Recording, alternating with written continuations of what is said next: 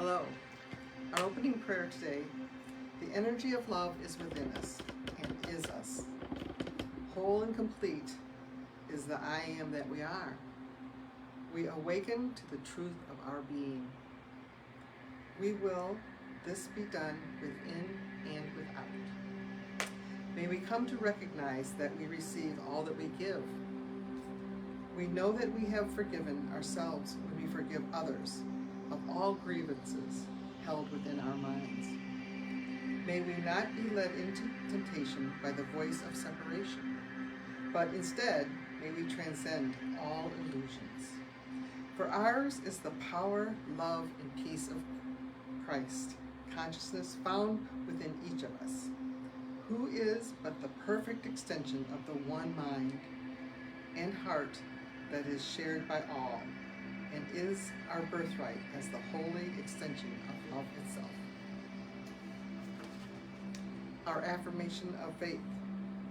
We believe in one God, the author and energy of all life, whose love sustains the universe and all things found within it. Our 5 Christ principles. 1. There is only one energy in the universe. That energy is love, at all times active in everyone, everywhere. 2. We are the divine energy of love, and that energy is found throughout the universe and in all things, whether seen or unseen. 3. We create our experiences by what we choose to think, feel, and believe, thereby establishing our responsibility for our own choices. 4. Through opening our heart center, we connect with the energy of love and bring out the Christ within us. 5. We express our desire to be of service when we live and demonstrate Christ consciousness in all our affairs.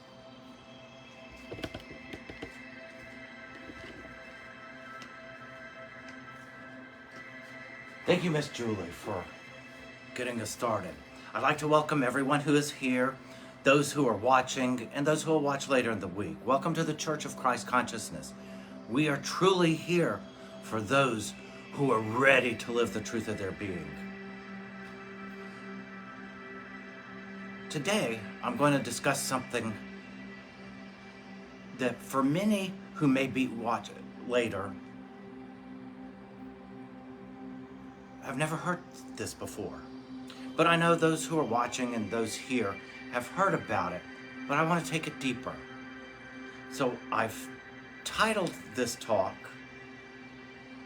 He Who Cannot Change His Mind Cannot Change a Thing. One more time. He who cannot change his mind cannot change anything. So I want to start with this. How many people do you know who try to fix something out here in the world? And they try, they work at it. It may resolve to a certain degree, but it's never really fixed. And the reason why is because they see the problem is out there. The problem isn't out there. The problem is up here. Always has been.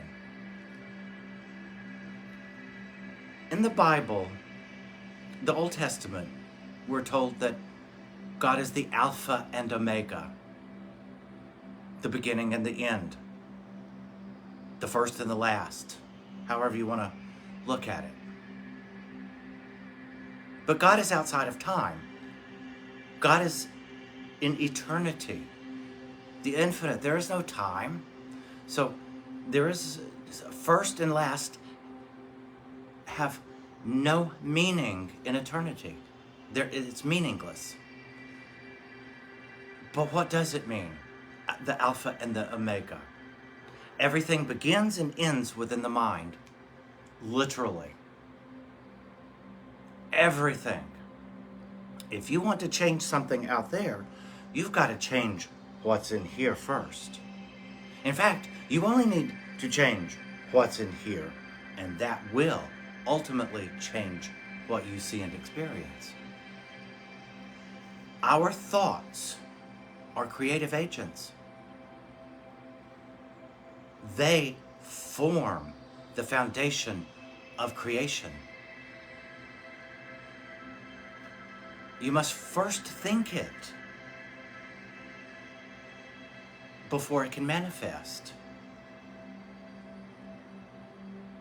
That's why I often say that every thought is a prayer.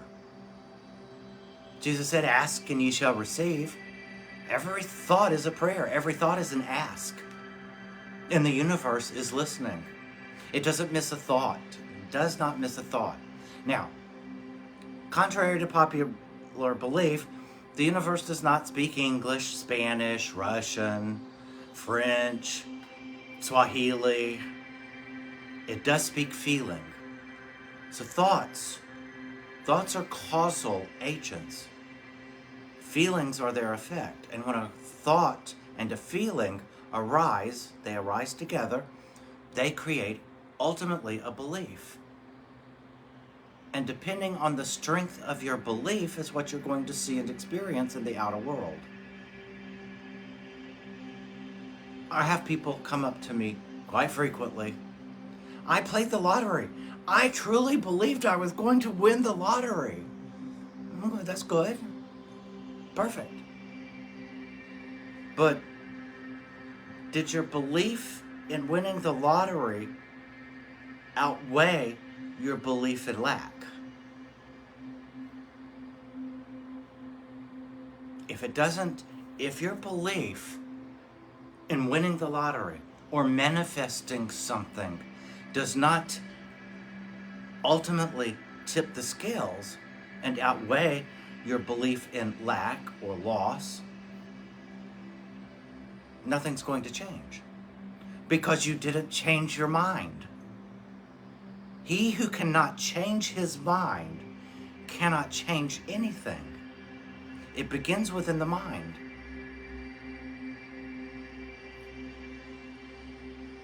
How many people recently have said to me, I just want to be in peace? Cool. What are you doing? What thoughts are you having to be in peace? Well, I'm not. I just want peace. I said, well, guess what? You've told the universe you want peace. So the universe says, yes, master. I will give you more want for peace. And you will want peace even more. It's the want. It hears the want. It feels.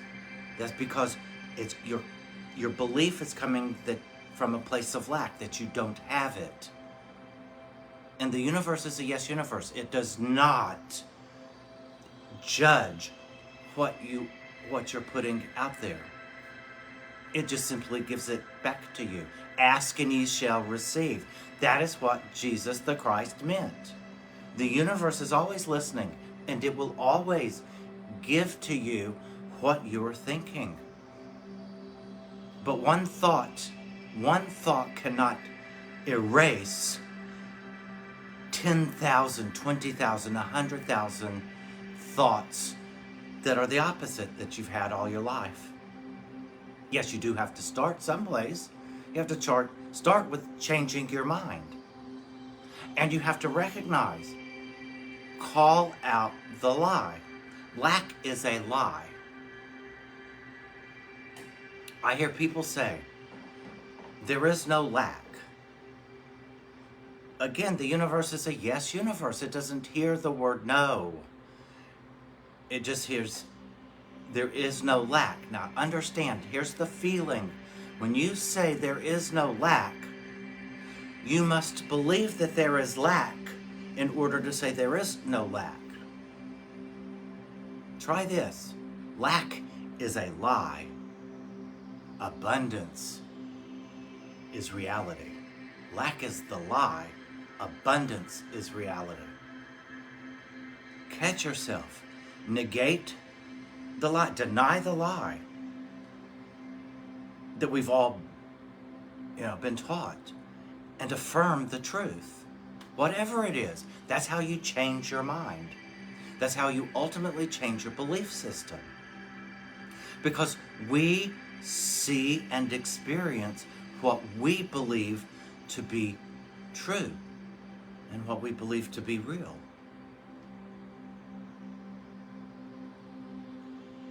I think most people recognize on some deep level that that's true. Yet the world has taught us that the cause of our problems is out there. So fix out there. I would like everyone to recognize there is no cause in the outer world. There's only effect. We are the cause.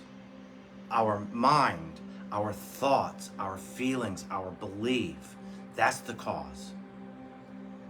And then we experience and we see the effects, which is that in the outer world. That's why I started with, you can't fix something that's broken in the outer world. It is nothing but a reflection of what your thoughts are, what your feelings are, what it is that you believe to be true and real.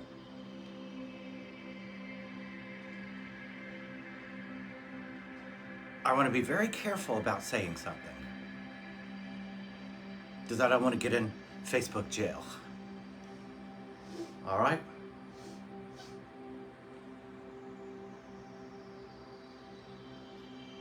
Lately, I have heard so many people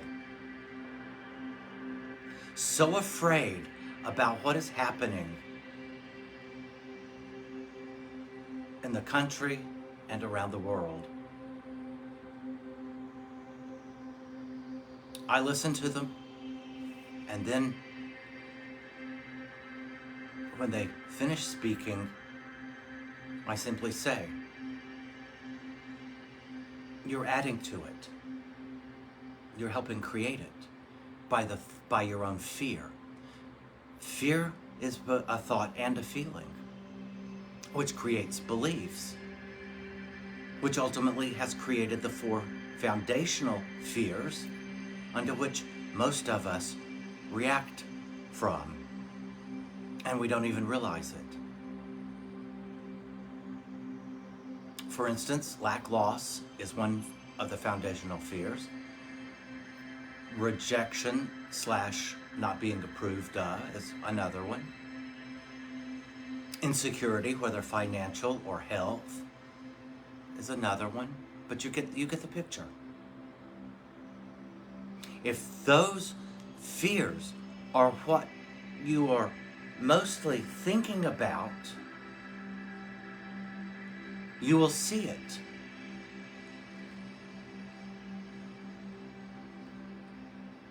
But here's the thing I want you to recognize. Now imagine the ethers. You have 1,000 people thinking, or 10,000, 100,000, thinking the same thing that you are. You just are unaware of it.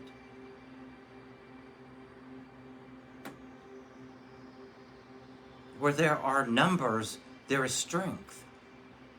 You are literally strengthening that belief system, not only within you, but within others. And then wonder why you see it. Why are you experiencing it? Because you're putting it out there with a whole lot of other people. Be careful at what you think. And be careful with whom you share your thoughts with.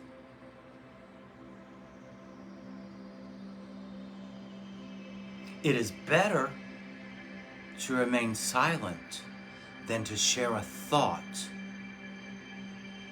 that will come back and hurt you.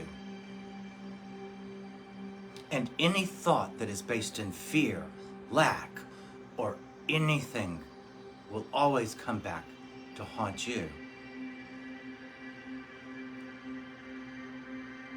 Again, there is a caveat even with it. If it is a thought of love, of peace, of joy, share it. Share that thought. Because all loving thoughts bless the entire universe. They bless all of us. Can you imagine? We have a little more than 330 million people in this country, unto which I think right now 300 million are in fear. Can you imagine having those same people express love? Feel love? Feel the peace and the joy that is ours? But it takes a change of mind. It takes changing our minds. I've said this hundreds of times, and I'm going to say it again. Jesus told us that heaven was within us. It isn't some place outside, somewhere in a far. He said it is within us. It's within our minds. Both heaven and hell are both there. If you find yourself in a hellish situation, heaven is but one thought away. One thought. One thought. That's how much our thoughts influence what we see and experience. They are the creative agents. When we come from a place of fear, we will see and experience fear. But when we come from a place of love, joy, peace, we will see and experience love, joy, and peace. That's how it works. It may sound simple to some, but it is simple. It isn't complicated. Whatever you think and feel and believe, you will see and experience. So I'm going to give everyone an exercise over this next week. Just begin to open your eyes and ask yourself, what am I seeing and experiencing? If the answer is conflict, anger, misery, suffering, please recognize it's coming from within you. That also lives within you. In that moment, you can choose again. You can choose to change your mind and now entertain a thought of love, a thought of beauty, a thought of joy. You have the control of what you see and experience.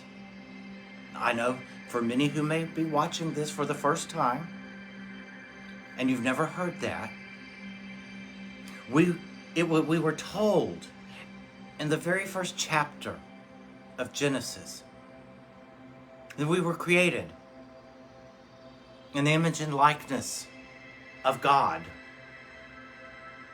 who is a creator. You were endowed with the same creative abilities. But how many of us use our divine power to create misery, suffering in our own lives? And then we blame something out there when it all starts right here within our minds. So I implore you, as you go through this next week, ask yourself what you're seeing and experiencing. If you are uncomfortable and don't really care for it, change your mind. Because he who cannot change his mind cannot change anything. But we have the power to change everything right here within our mind. So I'd like to thank everyone who is here, watching, and will watch later. And now I'd like to take us into a short meditation. So if you would, get comfortable.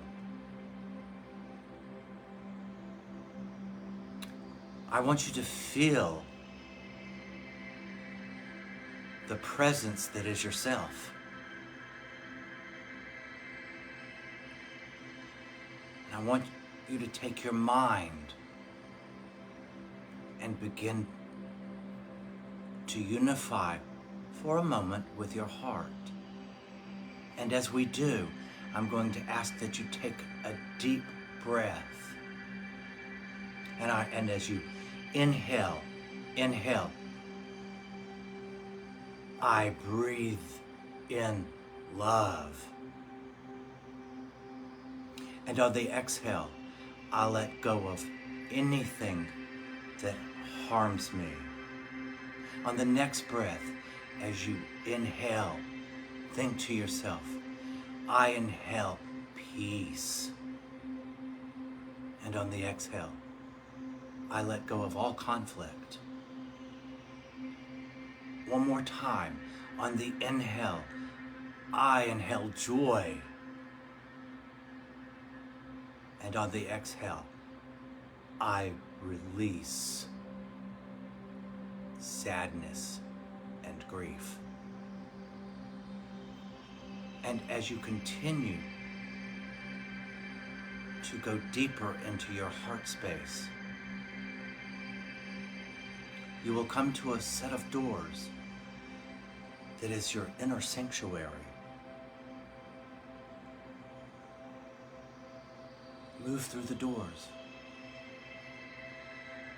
And like all sanctuaries, you will find an altar. Move to that altar gently, with grace. And as you approach it, come to that altar with gratitude. Gratitude for the life that you have. Gratitude for the goodness that comes to you. Stand at the altar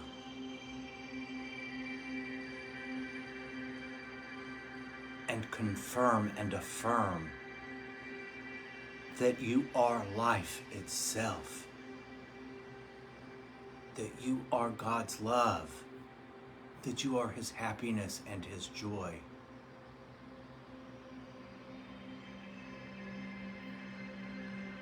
And then give it, freely give it.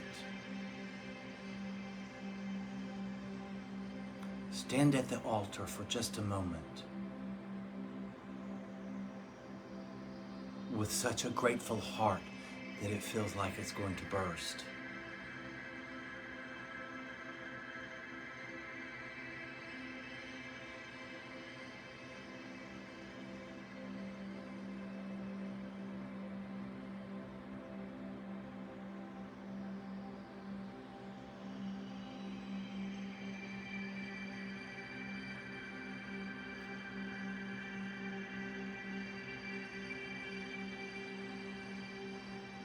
Now, we will exit the sanctuary. Bring our focus, our attention back to this time and place, this space. With peace, love, and joy in our minds and hearts.